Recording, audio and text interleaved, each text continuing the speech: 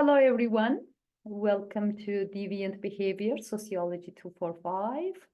And I am Dr. Dilsora Fozilova, and I am very happy to be with you again today. So you can see I'm in my office. We are just kind of deviating the norm we created with by just taking all the videos in my home office. Today I'm at the university. So we are going to talk about actuarial justice system, restorative justice system, discretion today, profiling. Before I start that, I'm going to share my PowerPoint slides with you and then continue from there. So we are in the crime prevention zone. So we are talking about control, deterrence, and law today. So today's plan is we will try to answer questions of actuarialism, and we're talking about profiling. We will be talking or discussing the differences or similarities between actuarialism and restorative justice, and also we will be talking about discretion. So let's start with actuarial approach. So what is actuarial approach? So actuarial justice system, probably you see that when you go to the airport, when you are going there, first your luggage are checked. So nothing prohibited or anything dangerous in there. So they are, taking care of your luggage first. Everything goes through the screen, and then you go through the passport office yourself. So they check your passport, and what do they check for? They want to make sure that you are not leaving the country without permission without if there is any kind of prohibition or you should not leave the country, they will know while checking their passport. And also who you are, if you have a criminal background or anything that can come up when they check your profile. So the actuarial method in criminal justice refers to the use of statistical techniques. When I say statistical techniques, because this has been checked a million times, there's a large amount of data gathered, and based on that data, they're checking who you are, right? And data analysis to assess the risk of criminal behavior and make informed decisions about individuals within the criminal justice system. So when we're talking about airports, we're not talking about criminal justice system. However, this is the same thing. They're checking for if there is any danger to, first of all, large amounts of people, many people are at the airport, if there's anything danger to them, or anything dangerous while you're flying, or anything dangerous for the country you're flying to. So there's sometimes like a double layers of security. For example, you go through your own home security, and then you go through, for example, when you're getting to USA, go through their checkpoints as well. This method involves creating risk management tools that predict the likelihood of certain outcomes, such as recidivism or parole violations. For example, if you have to stay inside the country for, let's say, 6 months or one year, and you're leaving, going somewhere, they will stop you there based on historical data and identified risk factors. So what is actuarialism? Actuarialism is an approach to crime control and management, and it intends to learn about the motives behind offending, and then when they learn about that, they try to see if you have the signs of that behavior. It explores the extent in which assessment and intervention decisions or processes reflect actuarial priorities. Key aspects of the actuarial method is basically number one, it's data-driven predictions. So there is, in our last class, we were talking about Zubov's, all this information they gather from people, that is the information surplus, and all this information gathered from people is used to predict behaviors, right? This is what we're talking today. All the information gathered from the faces, from the eyes, from the everything, now they are used towards predicting criminal behavior. Also, there are some risk assessment tools. For example, Compass is widely used risk assessment tools, that is correctional offender management profiling for alternative sanctions, just a very long name. And this kind of tools kind of tells us how to use this information, and based on that information, certain outcomes are checked. If somebody is, there are 10 people applied for parole, and then they are checking all this information gathered through interviews and other stuff, and they are comparing with large amounts of data surplus we have to assess if this person is good to provide parole or not, or it's better to keep that person away from society. Actuarial method intends to be objective and consistent, and we will talk about that in a bit. The main advantage of actuarial method in criminal justice system is it is intending to be consistent and fair. So by saying that, we are talking about this large amount of data, and then that is just kind of providing standardized approach that can lead more consistent decision-making in the system. Also, this is considered more efficient because now we are, if we think about just security guard judging somebody, maybe that's not efficient. Maybe his judgments are blurred by his biases or something like that. By providing this standard for checking criminal behavior is viewed as consistent, fair, or also efficient, right? It is evidence-based. What we mean by evidence-based, that is what we are talking about, this large surplus of data that we are comparing to. It is grounded on empirical research and data, increasing the reliability of assessments. So those who like actuarial justice method, they argue that actuarial justice provides a more objective and evidence-based approach to decision-making, reducing reliance on subjective judgments of humans, and potentially leading to fairer outcomes. That's interesting. By quantifying risk factors and probabilities, it is believed that actuarial methods can enhance the efficiency and effectiveness of criminal justice practices, and also allocating resources and contributing to public safety. But there are very vast amount of criticism towards actuarial methods as well. So we need to talk about them.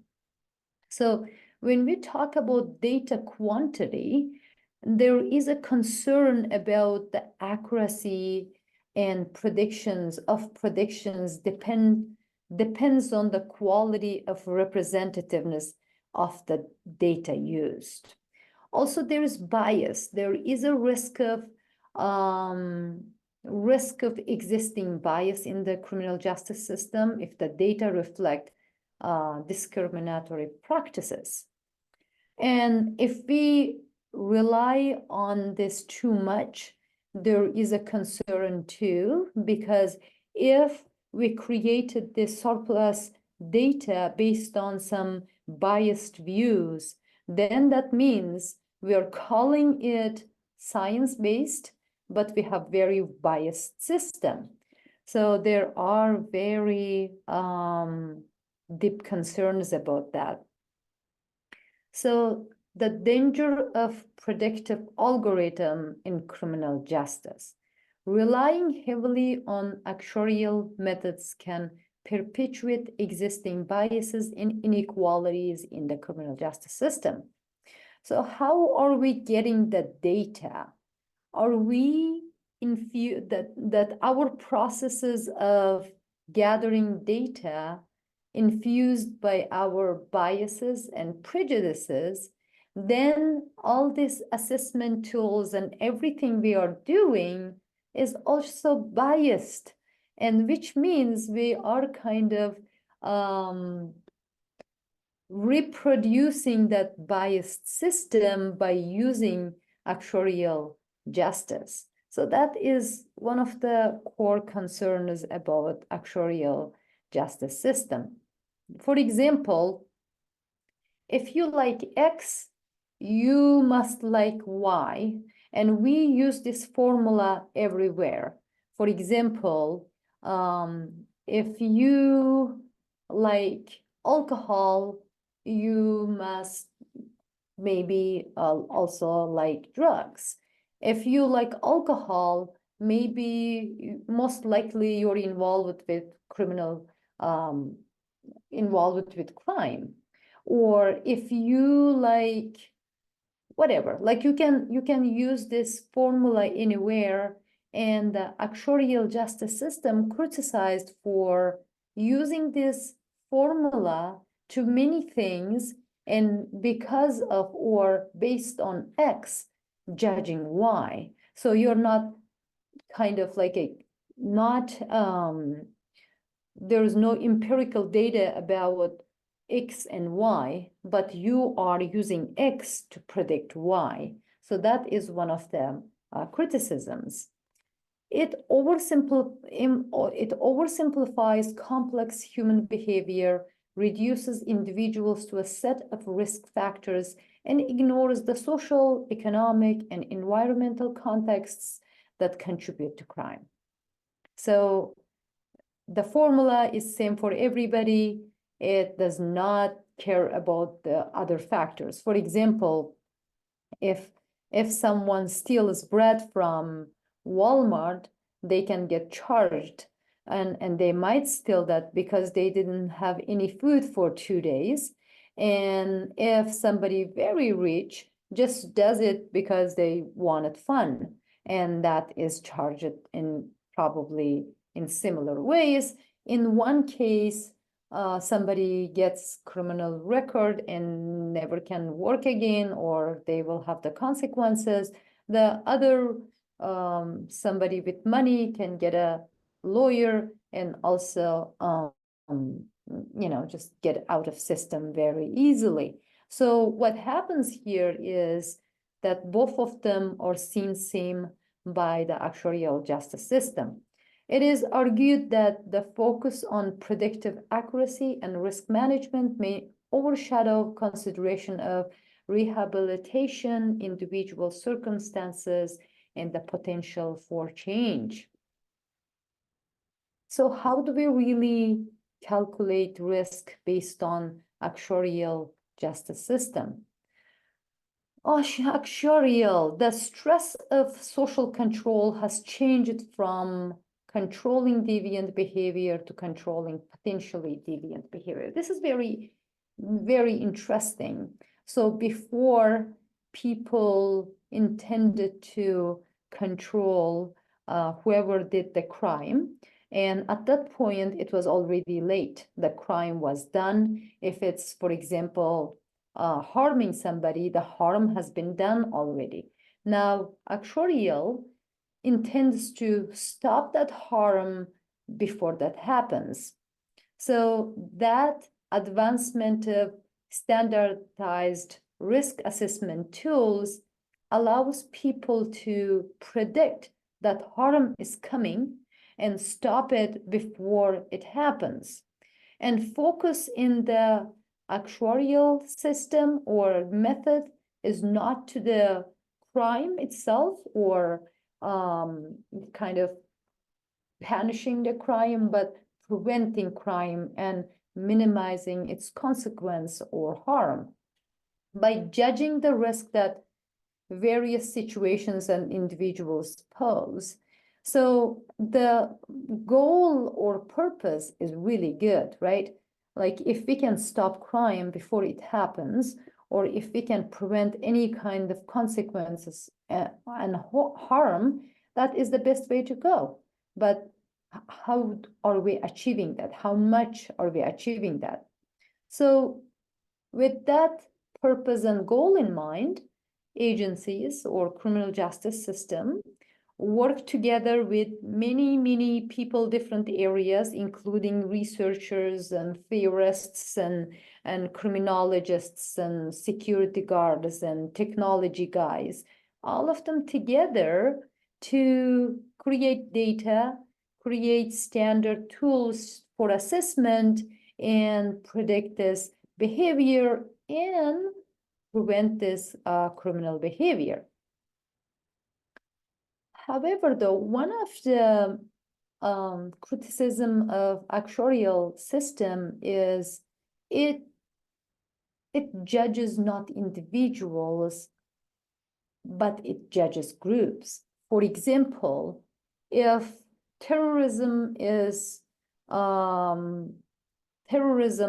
involvement in terrorism, for example, it is Muslim guy with beard and, you know, that certain kind of look and certain kind of clothing, certain kind of using words, Allah Akbar, or whatever it is. So now we are creating this group of people that speak that way, act that way, maybe look that way, and all this kind of signs and signifiers of that group is gathered.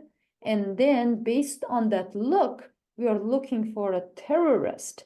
And now there can be a person or people just look like them, say the similar things because it is actually part of their belief system. The Allah Akbar means like God, Allah is only one, like one creator, one God, right? It's nothing bad about that term or that words. So if we see those people who look similar, act similar, or say certain things similarly, now we are predicting they might be terrorists. And the thing is gets interesting here, that somebody can be the nicest person in the world, maybe the most knowledgeable professional, and whoever worked for years and years of certain industries, and probably they are fighting with a very terrorism, it can be, right? But from their looks and the behavior, we can judge them as terrorists. So now we are creating this faulty system of profiling. We are profiling people based on their looks. For example, if somebody goes with hijab or looked like with beard and stuff, they are taken for an extra layer of checking in the airport. And this kind of articles, academic articles, you can often see now in the system, like in the academic system. So risk profiling is creating groups rather than individuals. The purpose of sorting is to be able to categorize people so they can be treated differently on the basis of risk. This subjects people to categorical suspicions. For example, if there is, let's say, a certain kind of mafias wear certain kind of clothes or use certain kind of words when they are talking with one another. And all of a sudden, if somebody is wearing similar clothes or saying certain things, we are automatically categorizing them or becoming suspicious of their intentions or suspicions of who they are, right? So basically, by doing that, we are creating this, the categories based on the race and age and ethnicity, their look, and other combination of factors, which is really can be harmful for society. So all this emergence of new technology of power, what we mean by that?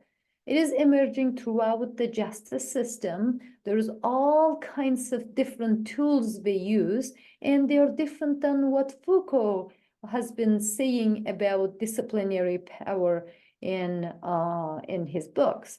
It focuses on the groups rather than individuals. It is not interested in healing people or rehabilitating them, but simply in preventing them from offending. It uses calculations of risk or actuarial analysis, managing rather than transforming. So basically, we're not changing anybody. We are just trying to prevent what they can do. So what is discretion?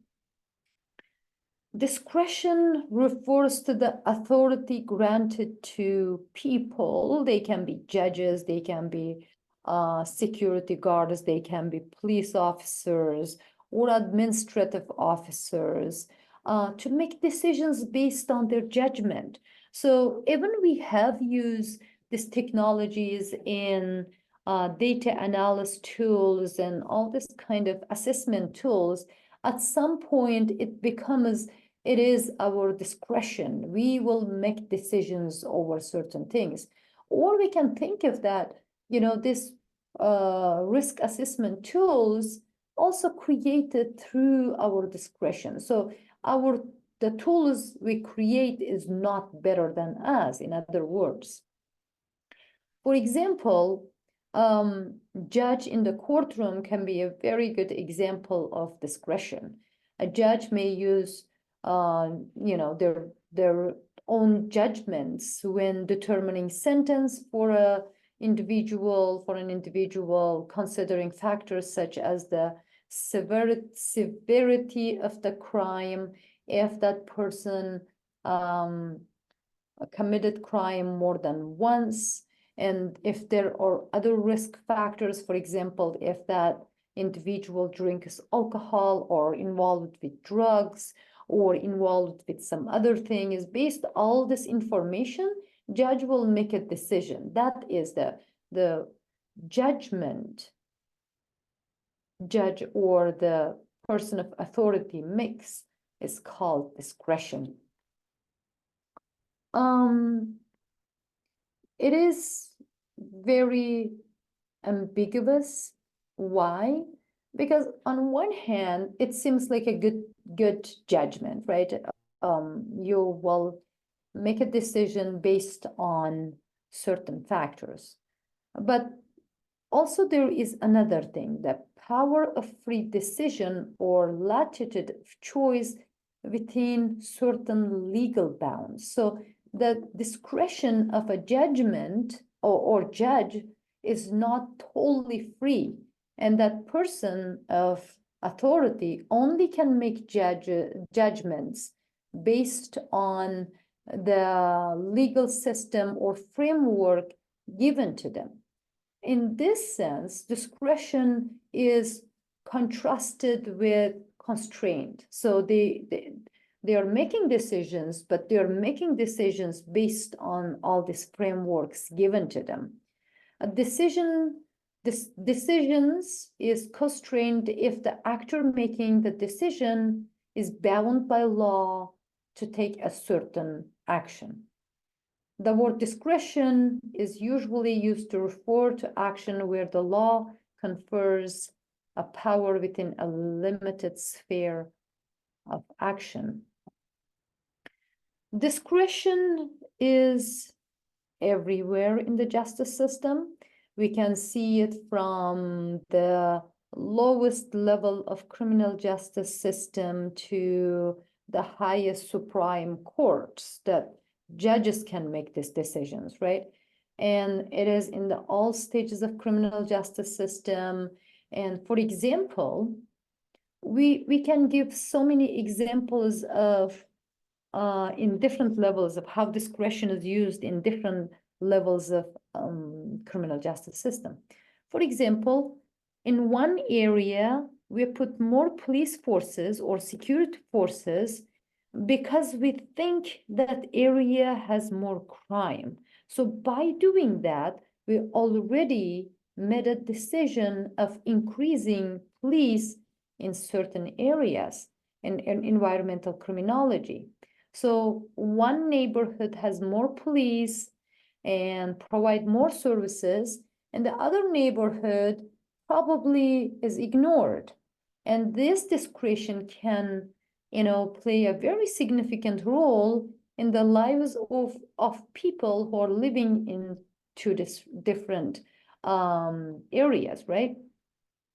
And then the police force, you all are aware of the police brutality in the United States, even in Canada as well. I've read one book recently about the police in Canada, how their actions were not better than the police brutality in the United States. So they can have their discretion. They have their rules and regulations, but at certain point, they will make decision based on what they are seeing or what they are thinking, how they are thinking about the situation, right? That profiling or pre-existing attitudes toward certain groups can create unfair discretions in the system. So we'll talk about this in a bit. Now, this is the image. Sorry, I should have warned you all that I put this picture here. It is one of the recent, very disturbing events in the United States, right? That is abuse of discretion. So when the discretion is given to these authorities, if they are not following the rules and regulations, they can easily abuse the discretion.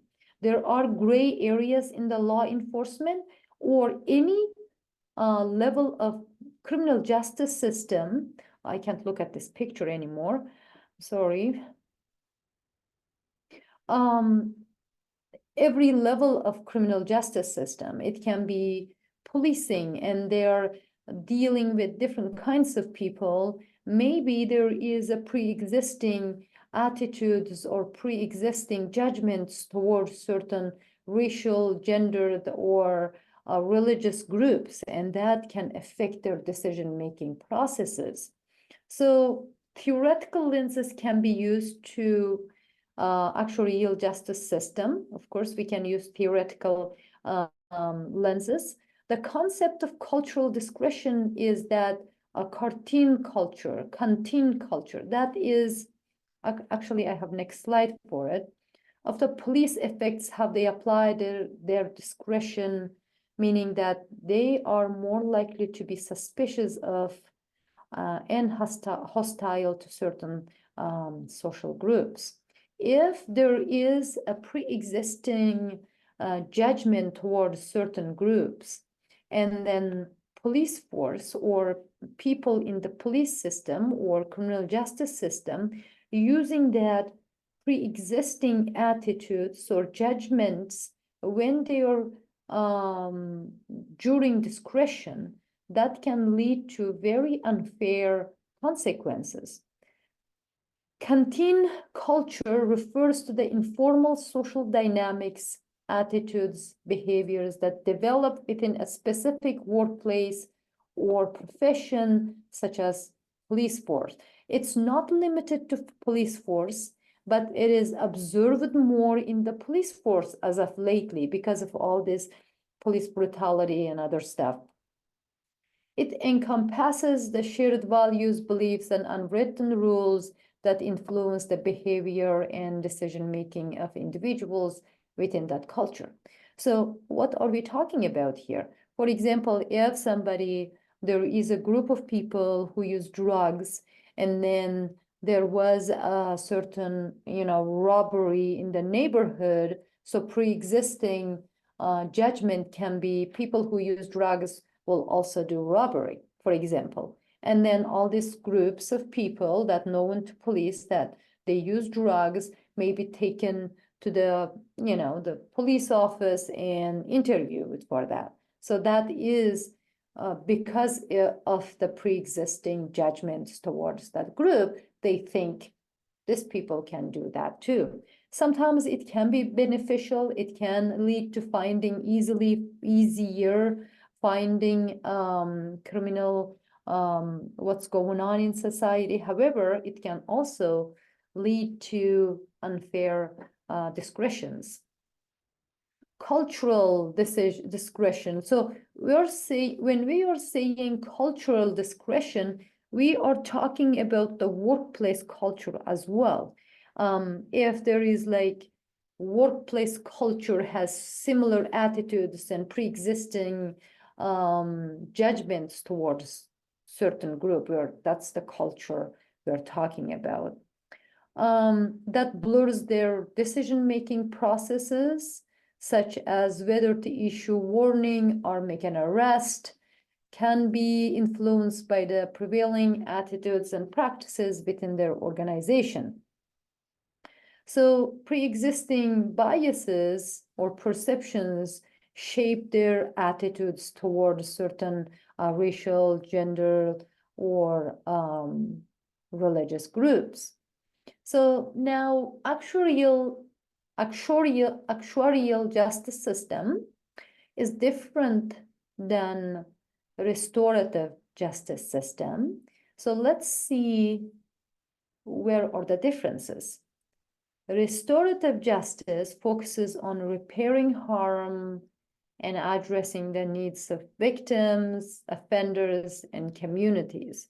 So the main focus of the restorative justice system is repairing the harm or healing people or addressing certain issues, bringing people together. It just promotes accountability, reconciliation, all kinds of good stuff, right? How about actuarial justice? It focuses on assessing and managing risks associated with criminal behavior. It aims to predict and prevent future crimes based on statistical analysis and risk assessment tools.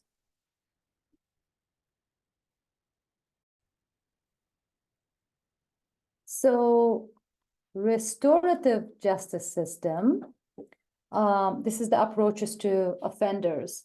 Restorative justice system use offenders as individuals capable of change. So people committed crime, they can go through the system, they learn their lesson, they are punished, the risks and everything is calculated. Now they can become responsible people. First of all, why they did crime, probably there was some reasons. Now they can, the heal, repair, and the harm caused by their actions, they can take more responsibility. It encourages people who previously committed crime to take accountability, and also kind of connect with community, started a healthy lifestyle. Actuarial justice system, on the other hand, treats offenders as people. We already know so much about them. Now we can manage the risks come from them based on their previous actions. So it can calculate, or it focuses on assessing the likelihood of recommitting crime based on the statistical probabilities. and uses this information to determine sentencing, parole, and all other things in the criminal justice system. Principles. Restorative justice is grounded in principles of respect, inclusivity, and repairing relationships, healing, prioritizing dialogue, empathy, participation in society, and all kinds of stuff. Actuarial justice emphasizes there is calculability of certain things, objectivity, efficiency, risk management. It relies on data, algorithms, and statistical models, and all this risk assessment models to predict and be real about who we can trust, who we cannot trust, who should be getting parole and going to the restorative justice system, who should be staying in the jail for another certain time. So that's kind of decisions are made based on them. How about victimization? Restorative justice prioritize the need and voice of victims, needs and voices of victims. They try to give them voices so we can understand them. It provides opportunities for victims to express their feelings, their fears, their all kinds of questions they may have. They should receive apologies. They should be everything to heal them because they are traumatized. They went through, they were victimized in the system, right? It aims to empower them.